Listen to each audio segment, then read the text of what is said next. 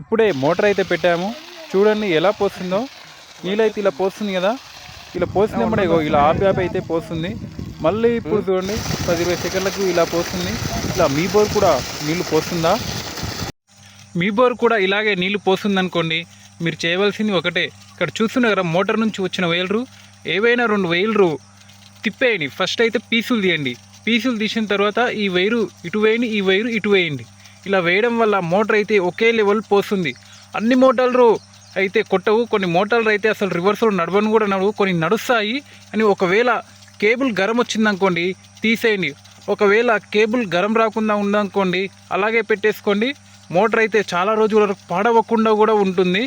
ఎందుకంటే నీళ్ళు ఒకే లెవెల్ మోటార్కి అందుతుంటాయి కాబట్టి మోటార్ పైన అయితే ఎఫెక్ట్ పడదు. రివర్స్లో పెట్టినప్పుడు ఈ బోర్ అయితే ఎలా పోస్తుందో మీరే చూడండి.